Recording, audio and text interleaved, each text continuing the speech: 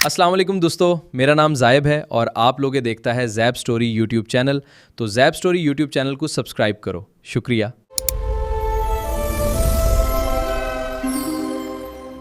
अस्सलाम वालेकुम प्यारे दोस्तों। आज हम एक ऐसे मुल्क की सैर करने जा रहे हैं जहां बहन और भाई को एक दूसरे के साथ फहश काम करने पर हुकूमत की तरफ से मुआवजा दिया जाता है। ये ऐसा मुल्क है जहां पूरे यूरोप से ज्यादा फहाशी के अड्डे मौजूद हैं। यहां लड़के और लड़कियां रात गए तक सड़कों पर शराब पीकर नंगे होकर इंतहाई घटिया हरकतें करते हैं। इस मुल्क का लग्जरी लाइफस्टाइल देखकर आप भी कानों को हाथ लगाएंगे। और यहां दुनिया की सबसे महंगी गाड़ियां मजदूर चलाते हैं। जी हां दोस्तों, तो आज हम आपको मोनाको की सैर करवाएंगे। इस मुल्क का सरकारी नाम प्रिंसिपलिटी ऑफ मोनाको है। ये मुल्क वेटिकन सिटी के बाद दुनिया का सबसे छोटा मुल्क है, लेकिन इस मुल्क के 31% लोग करोड़पति हैं। ये मुल्क सिर्फ 2.08 मुरब्बा किलोमीटर में फैला हुआ है, जिसे आप पैदल सिर्फ 2 घंटों में घूम सकते हैं। इस मुल्क की कुल आबादी 38,000 लोगों पर मुश्तमिल है। छोटा होने के साथ साथ ये दुनिया का सबसे महंगा मुल्क भी है। इस मुल्क में रहना काफी मुश्किल है। लोग ट्रेन का सफर करके दूसरे मुल्कों में जाकर रहते हैं। इस मुल्क की सरहद फ्रांस और इटली से मिलती है और इसके एक तरफ बहरा रूम वाक़ है। पूरी दुनिया से लोग अय्याशी करने इस मुल्क में आते हैं। इस मुल्क में लग्जरी कारें और यार्ड्स आपको हर जगह नजर आएंगी। इस छोटे से मुल्क की जीडीपी $10 बिलियन है। यहाँ के लोगों की औसत आमदनी $2,40,000 सालाना है, जो पाकिस्तानी 6 करोड़ 70 लाख रुपए के बराबर है। मतलब यहां हर कोई करोड़पति है। दोस्तों, सोचने की बात यह है कि यह छोटा सा मुल्क कैसे इतना अमीर है। इस मुल्क की आमदनी का सबसे बड़ा जरिया गेमिंग और जवा है। दुनिया भर के करप्ट सियासतदान और मनी लॉन्ड्रिंग करने वाले इस मुल्क में अपना पैसा लाते हैं और जवा खेलते हैं। इसके बाद उनको इसकी रसीद दे दी जाती है कि यह पैसा उन्होंने जुए में जीता है, जिसके बाद ये तमाम ब्लैक मनी वाइट हो जाती है। दूसरी बड़ी वजह इस मुल्क का टैक्स फ्री होना है। इसी वजह से दुनिया के बिलीनियर इस मुल्क में अपना पैसा लेकर आते हैं। इस मुल्क के अमीर होने की एक सबसे बड़ी वजह किसीनो है, जिसका नाम मॉन्टे कार्लो किसीनो है। ये 1863 में बनाया गया। ये बात 12वीं सदी की है। इस इलाके पर मुकम्मल तौर पर रोमन सल्तनत का कब्जा था। रोमन सल्तनत के बाद ये इलाका इटली के पास चला गया। इटली के बादशाह के मुशीर को ये इलाका अलॉट कर दिया गया। इस खानदान का नाम ग्रिमाल्डी था।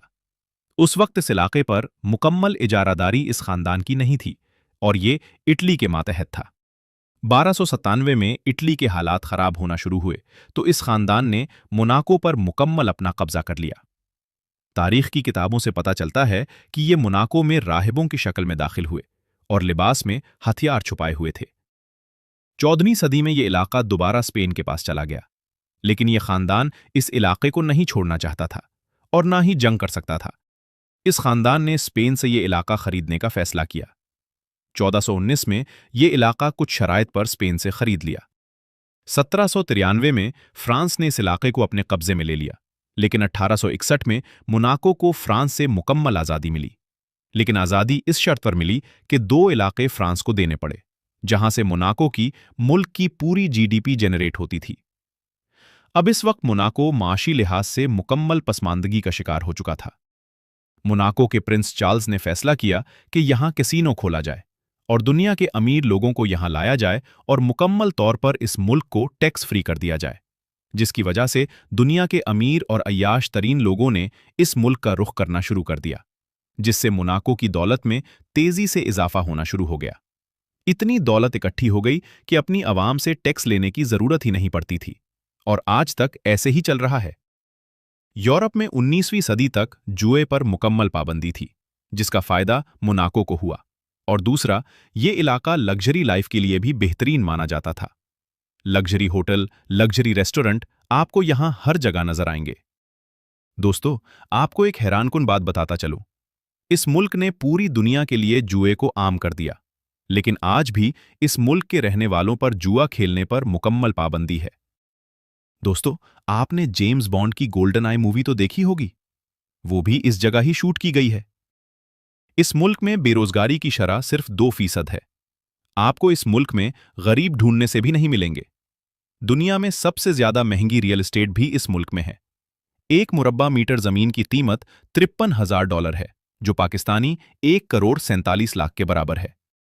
अगर आप 1100 मुरब्बा फुट का प्लॉट लेते हैं तो आपको पाकिस्तानी 5 अरब रुपए का पड़ेगा।